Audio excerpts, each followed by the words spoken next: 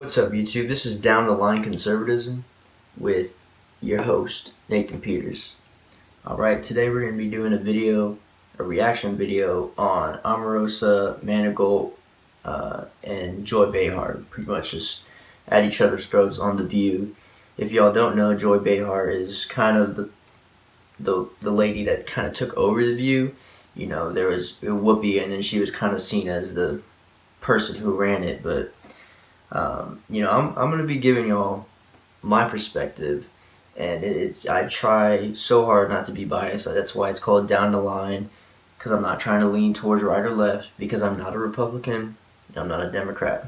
So, and I think that I should give, not necessarily give a voice, but a lot of millennials aren't talking about politics, and if they do, it's based off their parents. Obviously, it's always based off their parents' beliefs, and in some cases not. I mean, I have a libertarian friend whose dad is just a full on vote Democrat every time. Doesn't matter who it is. Doesn't matter the candidate. It's Democrat, Democrat, Democrat. And you see a lot of Republicans like that too. Loyal to the party. Doesn't really.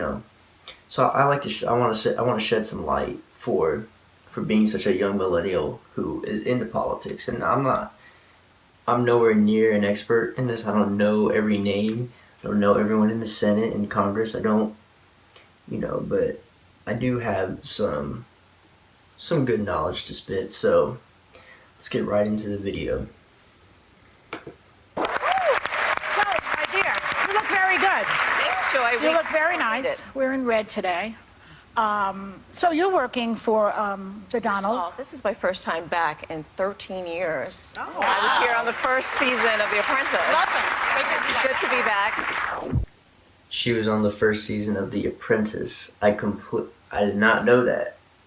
She's also, was it public something Liaison? She's director of communications for the Office of Public Liaison. I don't know if I'm saying that right either. And I believe, I'm not going to go up and look this up right now, but I believe that she's the first black lady, black woman to hold that position. I could be wrong though. I think that's it though. I think that's the right answer. So. And my mentor, and who I call the legend of TV, Barbara Walters, was here when I last was here. And it was an honor to be here. That's right. So you're working in the White House with the president. What exactly are you doing? And do you genuflect in the morning? That's what I want to know. Say that again. What are you doing for him? So I am Director of Communications for the Office of Public Liaison. And really, we are the face, the coordination between the different groups that want to have a voice and to inform the policy that's happening with this administration. And so I'm honored to serve. For those of y'all who don't know, she was... I remember at the Republican National Convention, she is the one who announced that she was going to be in charge of something to do with black neighborhoods. She wanted to focus on black neighborhoods. I'm trying to think what.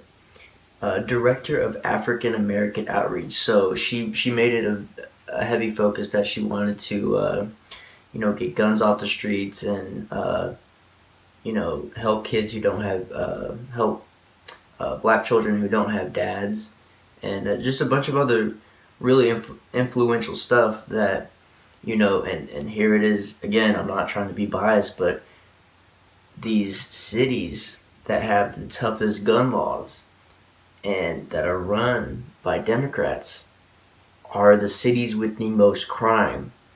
And for liberals watching me, and what's your argument towards that? I mean, really, I live in Texas, and Texas does not have gun laws. We have gun laws to an extent, but we have open carry, things like that. It's not like that in Chicago. Out of Illinois, which state do you think has the most death tolls? It's Illinois. So she made this a huge focus at the national convention. Different groups who want to engage with this administration. In fact, right now I'm planning our Black History Month program, and it's going to be extravagant. Wow. Oh.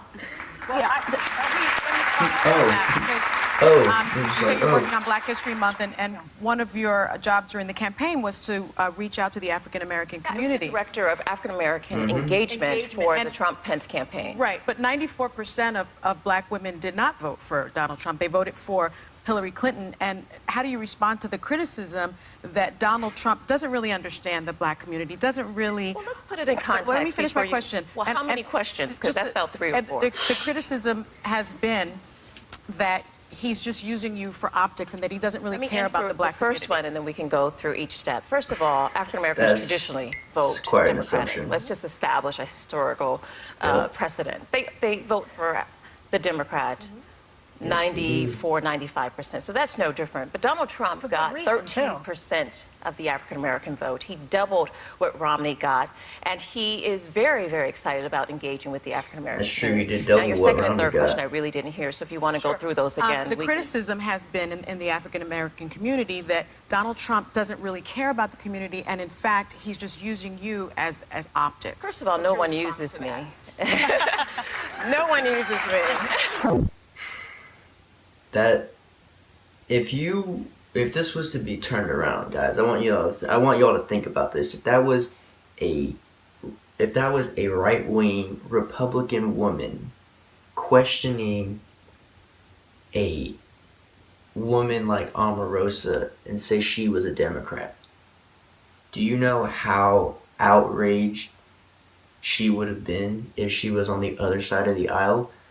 I mean, the whole liberal community would have been outraged. How dare you say that she only got her position because of the color of her skin, blah blah blah blah, to make the Obama administration or Clinton administration look good. So imagine if Hillary Clinton got elected, right, and she put Omarosa, who say Omarosa was a Democrat, if she put her in the position that she's now, and you had a Republican lady ask her, did Hillary Clinton put you in that position because you're black to make Hillary look good? The whole CNN, ABC, the whole MSNBC would have been outraged and saying it was a sexist smear, this and that. It's on the other side of the aisle, and so it's okay. I mean, I feel like a lot of conservatives are used to criticisms like this, and it's like you don't get the same outpour and woe is me as you do on the other side. But let's get back to it. First and foremost, let me just tell you a little bit about myself, and then you can understand how I got where I am. I grew up in Youngstown, Ohio, in the Westlake Project, a housing project. So I am the embodiment of the American dream. I grew up on welfare, on Section 8 housing. My father was killed when I was 7 years old. I went to public schools. I went to Central Ohio, got to Howard University, and started to work in politics. So I earned my way to sit in the White House. No one gave me anything, okay? Yep.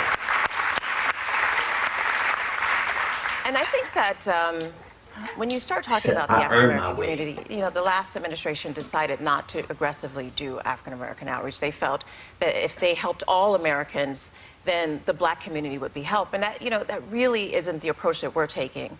We have a very strategic plan of engaging this community. We see what's happening in the inner cities. We see that 56% of African American men under 30 are either unemployed or not in school. And we want to work to change that. We see the violence that's happening in Chicago. It's unacceptable. Why do you suppose they can't do what you did? It's unacceptable to see the amount of murders that are happening. 1 second, Joy.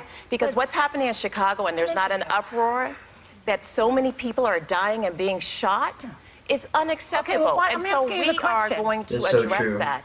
And this president already tweeted about that. I want him to do anything there is to do to make sure that no family goes through what my family went through. My brother was murdered, not even 5 years ago, shot dead in his own home. When I see these families in Chicago, 700 or 800 families had to go through what my family went through. I had to sit in the courtroom with the man that murdered my brother. This is more than just politics. For me, Joy, this is my passion. I understand what you're saying. I'm questioning, why do you think you were able to make it and all these other people could not? That's a bigger question than for a 3-minute segment, does racism have anything to do with it, for instance? And there are a lot of historical things that has happened that other people could answer. I'm going to tell you about my life. So here's Joy Behar, just piggybacking off of what I don't know the other lady's name, the other, is she Mexican?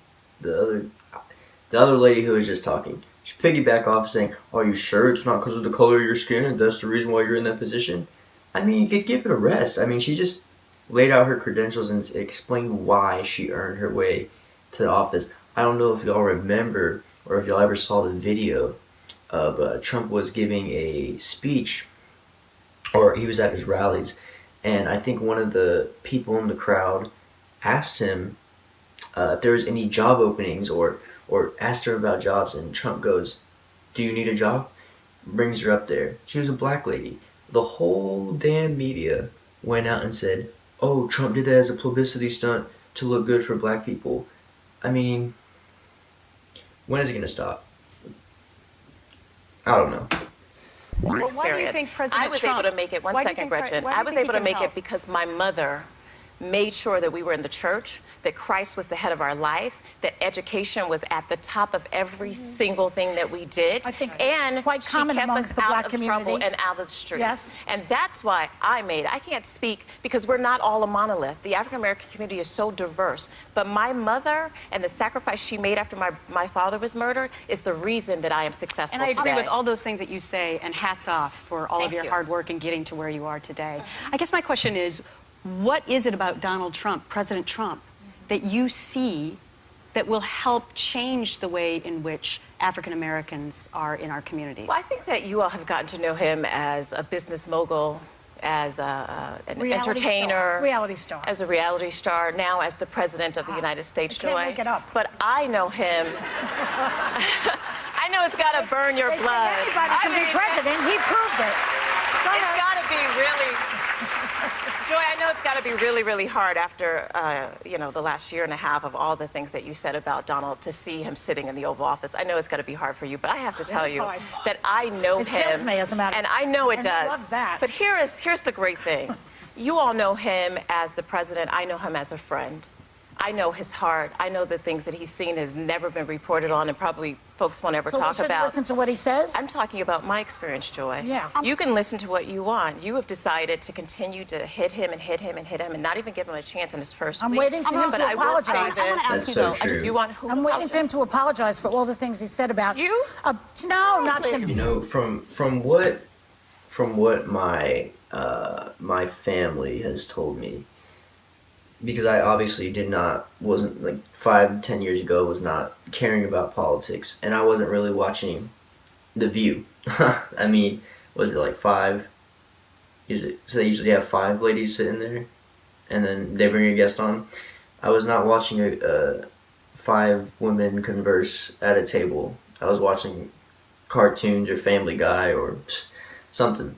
But from what I understand, The View used to be very kind of balanced. You know, they had 2-3 conservatives, and then, or 3 liberals, 2 conservatives, and they didn't really get much into politics per se. But now it's like, not this to is how it me, to is. veterans, to John McCain, to the to the disabled. handicapped, the disabled.